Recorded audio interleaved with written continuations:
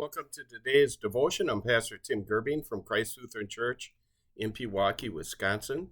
Today we're looking at Isaiah chapter 5, verse 8. Woe to you who add house to house and join field to field till no space is left and you live alone in the land. In this chapter of Isaiah, the prophet sings this beautiful song about a vineyard that was planted by the Lord. And he mentions everything that the Lord did, how he chose an ideal location, he carefully prepared the soil, he planted the best vines, he built a watchtower and a wine press. They were all very labor-intensive tasks, and they were all carried out by God himself. Unfortunately, no abundant harvest occurred. Only wild vines grew with a few worthless grapes. God asks, "What more could I do? Why would this happen?" God is left with no other option but to destroy the vineyard. God's questions were addressed to his people who failed to live their lives for him. In spite of all that God's grace had done for them, they turned away and they pursued evil and pleasure. God expected that they would bear fruits of faith, love, gentleness, humility, and reverence. They gave him instead perversion and gluttony, arrogance and greed. And so God said he would bring judgment on them. Verse 8 especially strikes me. There he speaks woe on those who became rich, had acquired houses and land, but they were not satisfied. Their desires were insatiable. They became greedy and covetous.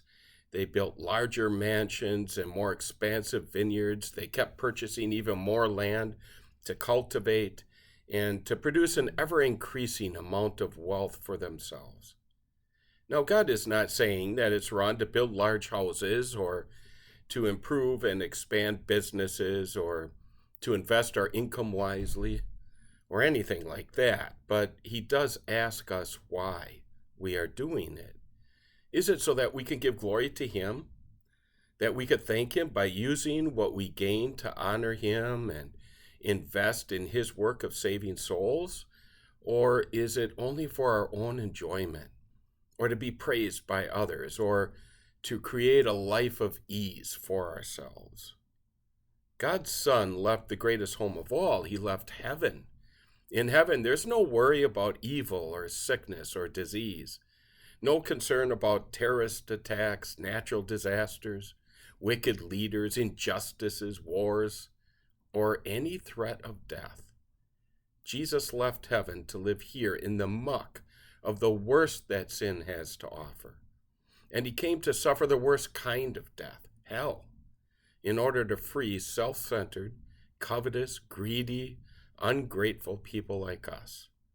And all so that he could bring us to his home, share his home with us, where we could experience nothing but God's love and his goodness forever. Thank God for that. And let everyone see in you the gratitude you have for sending his Son, and show that gratitude by what you do with what God has given to you. Amen.